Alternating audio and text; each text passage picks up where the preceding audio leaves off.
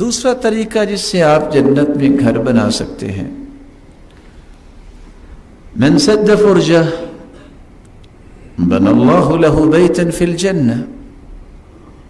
جو نماز پڑھنے کے لیے مسجد میں آئے، محبت، الفت، مودت، اجتماعیت کا ثبوت دیتے ہوئے پاؤں کے ساتھ پاؤں اس طرح نرمی کے ساتھ آپس میں ملا لیتے ہیں، کوئی خلا نہیں بچتا، دو انعام ملتے ہیں، بنى اللہ لہ بیتا فی الجنہ ورفعہ بہا درجہ، ادھر صف ملا کے کھڑا ہوتا ہے ایک انسان، ادھر اس کا جنت میں گھر بنا دیا جاتا ہے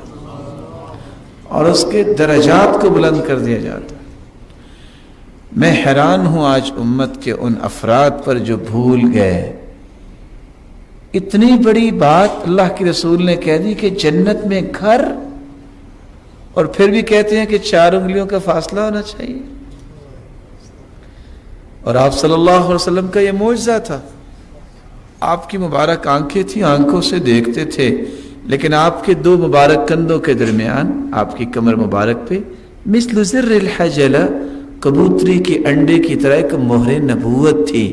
آپ نماز کی حالت میں مہر نبوت سے بھی دیکھا کرتے تھے۔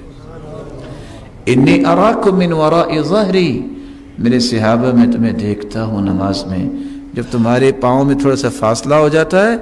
تو شیطان بکری کے بچے کی طرح آ کے درمیان میں کھڑا ہو جاتا ہے، اس لیے تم اس طرح پاؤں کے ساتھ پاؤں ملایا کرو کہ کوئی خلا نہ باقی بچے۔ الا تصفون کما تصف الملائکۃ عند ربها، تم ویسے صفے کیوں نہیں بناتے جیسے فرشتے بناتے ہیں؟ اللہ کے رسول فرشتے کیسے بناتے؟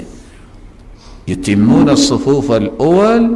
وَيَتَرَاصُونَ فِي الصَّفِّ، پہلی صفوں کو فرشتے مکمل کرتے ہیں، پھر اس طرح آپس میں مل کے کھڑے ہوتے ہیں جیسے چونا گچ کی ہوئی دیوار ہوتی ہے۔ تو صرف صف درست کرنے سے ہی اللہ ذوالجلال جنت میں گھر بنا دے۔